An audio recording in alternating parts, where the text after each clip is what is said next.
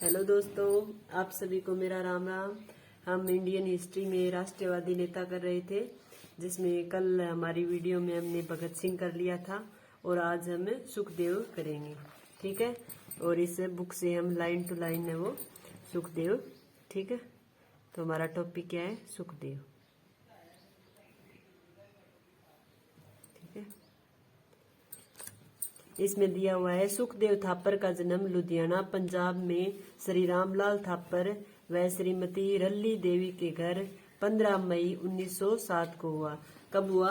1907 को। कहाँ हुआ? पंजाब में। और भगत सिंह का जन्म कहाँ हुआ था? वो भी पंजाब में। तो हम लिख लेते हैं जन्म लुधियाना, पंजाब में।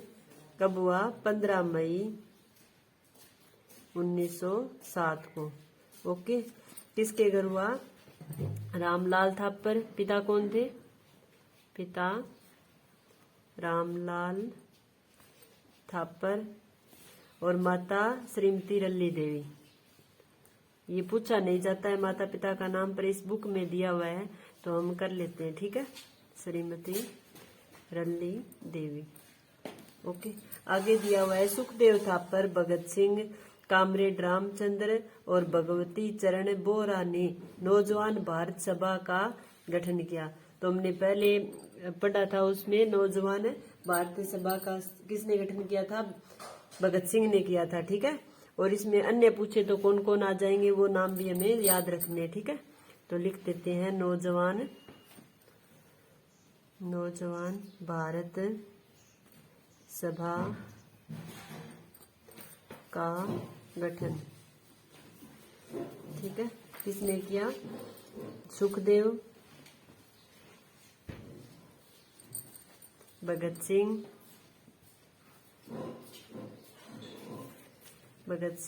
रामचंद्र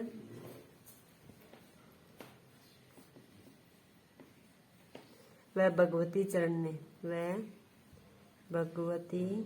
चरण बोहरा। ओके, आगे दिया हुआ है इनका विश्वास संगठित क्रांतिकारी कार्यवाहियों में था, न कि व्यक्तिगत आतंकवाद और हत्या की राजनीति में। लेकिन एक घटना से इनका खून खोल उठा। ठीक है, ये सिर्फ क्रांतिकारी कार्यवाहियां चाहते थे, कोई भी हत्या या आतंकवाद करना नहीं चाहते थे। आगे दिया हुआ है 20 अक्टूबर 1928 को लाहौर में साइमन कमीशन के खिलाफ प्रदर्शन के दौरान शेरे पंजाब लाला लाजपत राय पर अंग्रेजी पुलिस अफसर सैंडर्स ने लाठी बरसाई, जिससे 17 नवंबर 1928 को उनका निधन हो गया। तो वही हत्या भगत सिंह वाले में थी भी, लाला लाजपत राय की हत्या के कारण उन्होंने आतंकवाद को उनको अंग्रेजों को मारने के लिए किया, और वही सुखदेव में थी। ठीक है, इस राष्ट्रीय अपमान का बदला लेने के लिए 17 दिसंबर 1928 को भगत सिंह, चंद्रशेखर व राजगुरु ने सैंडर्स की हत्या की। ठीक है, इसमें भगत सिंह, सुखदेव, राजगुरु ये हमने पिछली स्लाइड में कर लिया था। ये 17 दिसंबर 1928 को उन्होंने सैंडर्स की हत्या की। इस योजना में सुखदेव ने इनका पूरा साथ दिया। ठीक है, आगे दिया हुआ है 1929 में इन्होंने जेल में कैदियों के साथ की गई भूख हड़ताल में बढ़ चढ़कर भाग लिया था। गांधी इरविन समझौते के संदर्भ में भी इन्होंने एक खुला खत गांधी के नाम लिखा था, जिसमें इन्होंने महात्मा गांधी से कुछ गंभीर प्रश्न किए थे। न्यायालय में इन पर लाहौर षड्यंत्र केस के नाम पर मुकदमा भी चलाया गया था। ठीक है, मुकदमा इन पर भी चला था, वो हमने पढ़ लिया भी। सुखदेव इनको भी फांसी चढ़ाई गई थी। आगे दिया हुआ है 23 मार्च 1931 को भगत सिंह, यानी आज 23 मार्च है और 23 मार्च को हम भगत सिंह की जयंती मनाते हैं, तो उनके साथ ही 23 मार्च को 1931 को भगत सिंह, राजगुरु, सुखदेव को लाहौर जेल में फांसी दे दी गई। इस प्रकार सुखदेव मात्र 24 वर्ष की आयु में ही शहीद हो गए। तो इनको भी कब फांसी दी गई? 23 मार्च को। 23 मार्च आज हम पढ़ते हैं शहीद भगत सिंह जयंती, और 23 मार्च इन तीनों को फांसी हुई थी। ठीक है, 1931 को कौन कौन?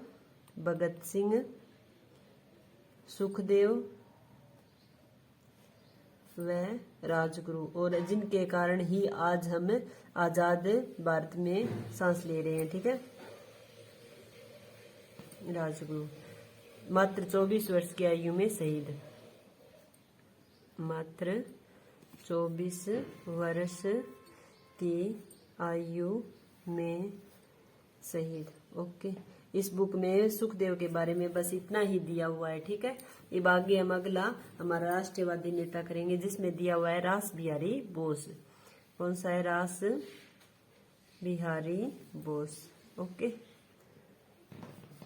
रास बिहारी बोस।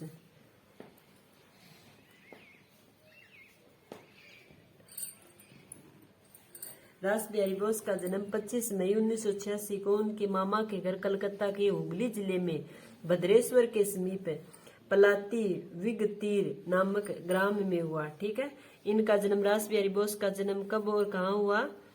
जन्म है वो 25 मई 1886 को कलकत्ता में। ठीक है, कलकत्ता में हुगली प्रदेश में, कलकत्ता के हुगली जिले में भद्रेश्वर में हुआ। ठीक है, ठीक हुआ। आगे दिया हुआ रास बिहारी बोस की प्रारंभिक शिक्षा चंद्रनगर में हुई। प्रारंभिक शिक्षा कहाँ हुई? प्रारंभिक शिक्षा कहाँ हुई? चंद्रनगर में।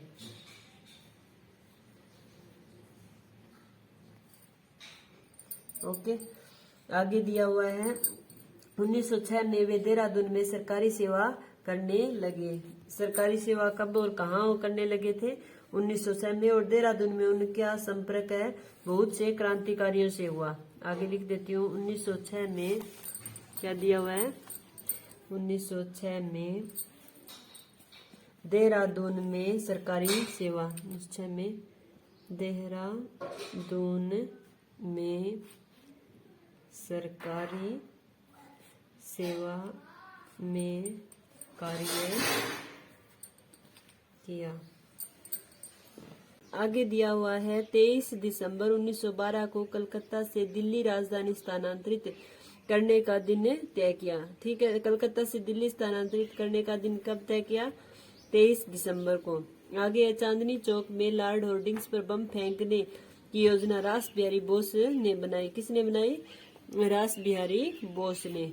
तो हम लिख लेते हैं, ये हमने कर लिया था बम फेंकने वाला, इसमें भगत सिंह, ये तीनों ही शामिल थे रास बिहारी बोस में ये बम फेंकने में। ठीक है, तो 23 दिसंबर को ये पॉइंट इम्पोर्टेंट है। 23 दिसंबर 1912 को कलकत्ता से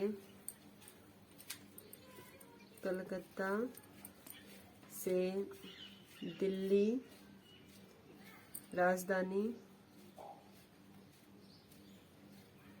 कलकत्ता से दिल्ली राजधानी स्थानांतरित करने का दिन तय। स्थानांतरित करने का दिन तय। ठीक है, की नहीं थी। ठीक है, 1912 में तय किया था। ठीक है, नहीं 23 दिसंबर को तय किया था 1912 में। आगे ये मैंने बता दिया भी, होर्डिंग्स दिल चांदनी चौक में बम फेंकने की योजना रास बिहारी बोस ने बनाई। चलो देख सकती हूँ, आगे दिया हुआ है लॉर्ड होर्डिंग्स पर किस पर बम फेंकने की योजना बनाई? लॉर्ड होर्डिंग्स पर बम फेंकने की योजना रास बिहारी बोस ने बनाई। ठीक है, किसने बनाई? रास बिहारी बोस ने। आगे दिया हुआ है 1913 में रास बिहारी बोस ने अंग्रेजी में लिबर्टी नामक एक पर्चा छाप कर बंटवाया, जिसमें यह घोषणा की गई थी कि इंकबाल आज के समय का तकाजा है। हमारी आजादी की मंजिल सशस्त्र क्रांति के रास्ते ही हासिल हो सकती है। रास बिहारी बोस छिप छिप कर क्रांतिकारियों का नेतृत्व करने लगे थे और लाख कोशिश करने पर भी वे पुलिस से उनको पकड़ नहीं पाई थी। किसे? रास बिहारी बोस को। तो ये भी इम्पोर्टेंट है। अभी कौन सी किस नाम से पर्चे बांटे? 1913 में, ठीक है, 1913 में लिबर्टी नामक पर्चा छाप कर बंटवाया, ठीक है। किसने? रास बिहारी बोस ने।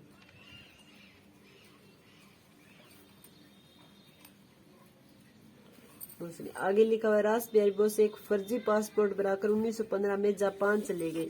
जापान कब चले गए? 1915 में। 1915 में जापान चले गए। ओके, आगे दिया हुआ है उन्होंने एक जापानी लड़की से विवाह करके जापान की नागरिकता प्राप्त की। रास बिहारी बोस को जापान में अपनी महत्वाकांक्षा पूरी करने का मौका मिला, ठीक है। जापान चले गए और वहीं पर उन्होंने किस शादी की? वहीं पर विवाह लिख देती हूँ, ठीक है, विवाह। आगे है उनका संपर्क जापान के बड़े लोगों से बढ़ता गया। वे क्रांतिकारियों के लिए हथियार आदि भेजने की व्यवस्था करने लगे।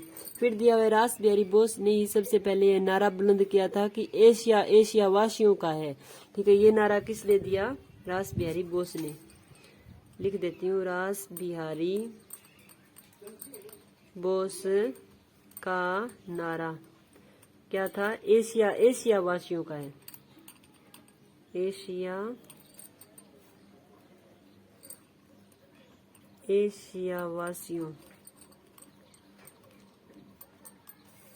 वासियों का है, ठीक है। किसका है? एशिया वासियों का है। 1924 में टोक्यो यानी जापान में उन्होंने भारतीय स्वतंत्रता लीग यानी इंडियन इंडिपेंडेंस लीग की स्थापना की। अब पूछे जापान में टोक्यो में किसने इंडिपेंडेंस लीग की स्थापना की? तो रास बिहारी बोस ने। जापान के टोक्यो में इंडिपेंडेंस लीग, भारतीय स्वतंत्रता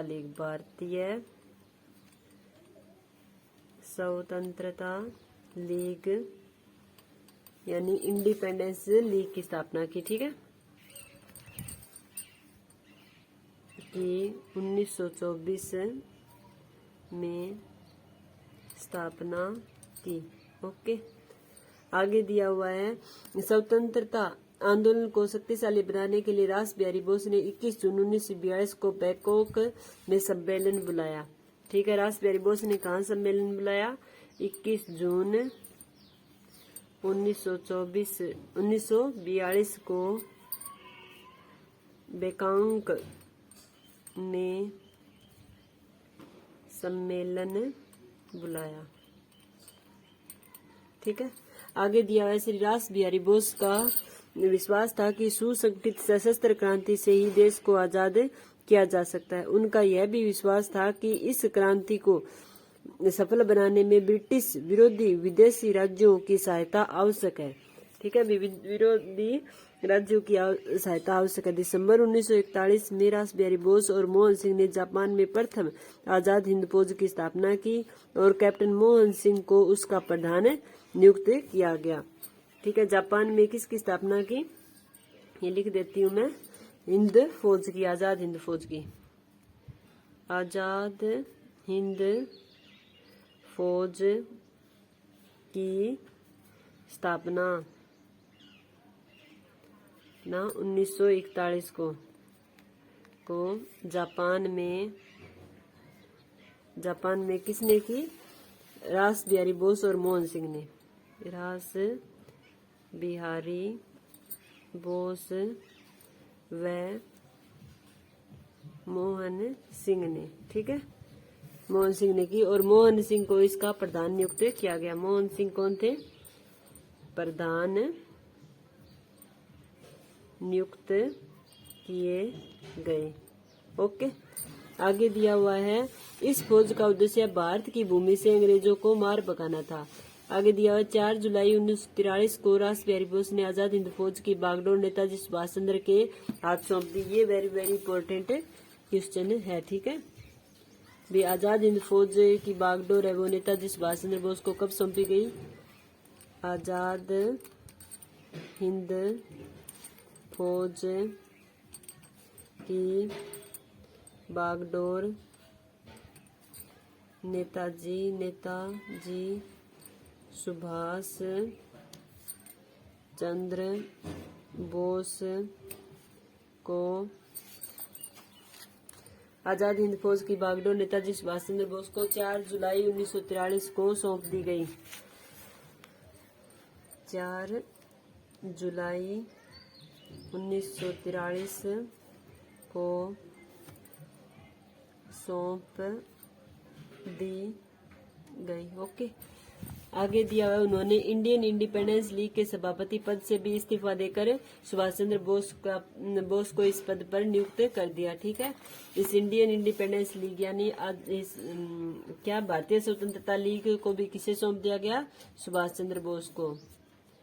भारतीय स्वतंत्रता लीग का सभापति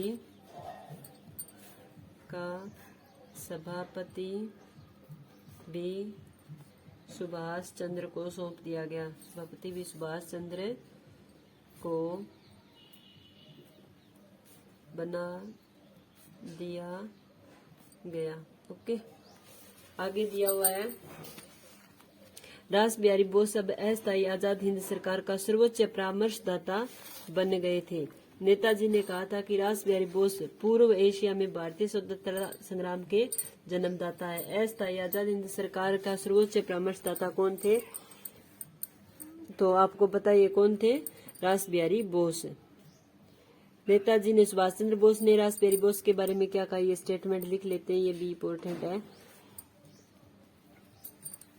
नेताजी ने रास बिहारी बोस को एशिया में भारतीय स्वतंत्रता संग्राम के जन्मदाता कहा। एशिया में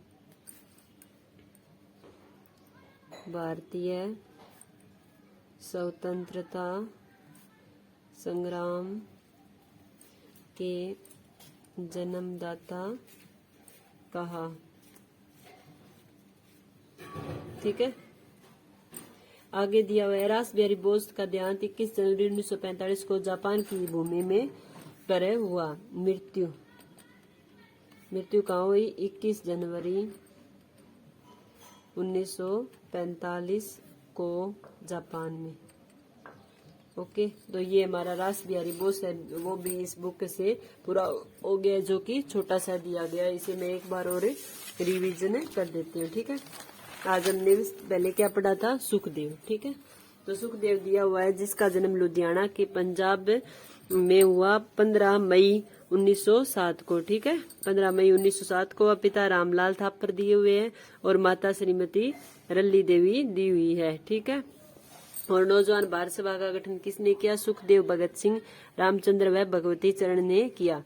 फिर दिया हुआ 23 मार्च 1931 को भगत सिंह व सुखदेव व राजगुरु को फांसी। ठीक है को फांसी आज 23 मार्च है। ठीक है और भगत सिंह, राजगुरु, सुखदेव को फांसी दी गई और मात्र 24 वर्ष की आयु में ही सुखदेव है वो शहीद हो गए थे। आगे दिया हुआ है रास बिहारी बोस। रास बिहारी बोस का जन्म है 25 मई 1886 को हुआ।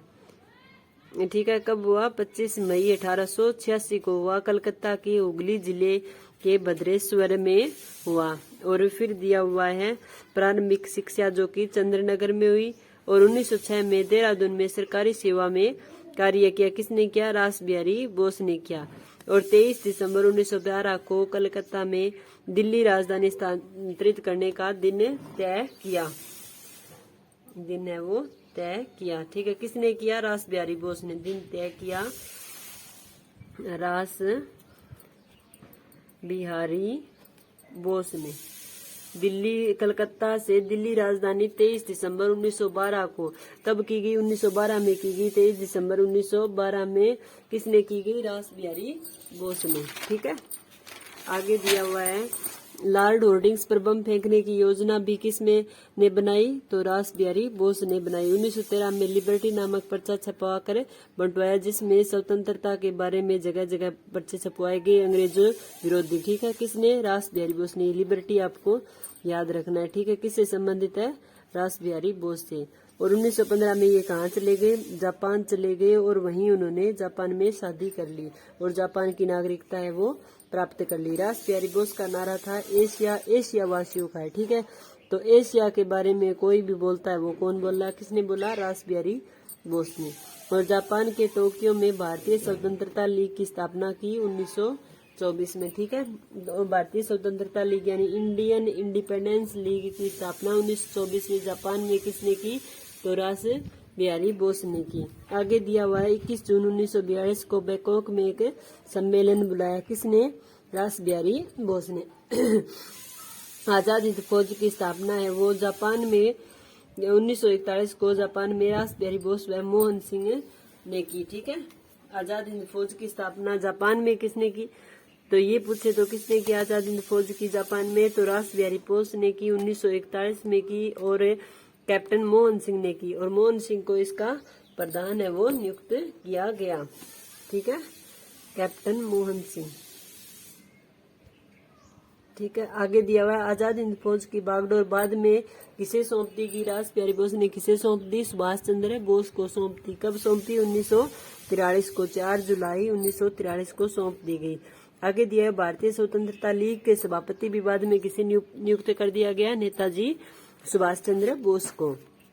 आगे दिया है नेताजी सुभाष चंद्र बोस ने रास बिहारी बोस को क्या कहा है, एशिया में भारतीय स्वतंत्रता का संग्राम पूछे तो किसका नाम आएगा, रास बिहारी बोस का नाम आएगा। और इनकी मृत्यु कब हुई, 21 जनवरी 1945 को रास बिहारी बोस यानी भारत आजाद 1947 को हुआ था। ठीक है, और इनकी मृत्यु 21 जनवरी 1945 को कहाँ हुई, जापान में हुई। इस प्रकार आज हमारे ये 2 टॉपिक पूरे हो गए हैं, सुखदेव और रास बिहारी बोस। मेरा वीडियो देखने के लिए आपका बहुत बहुत धन्यवाद।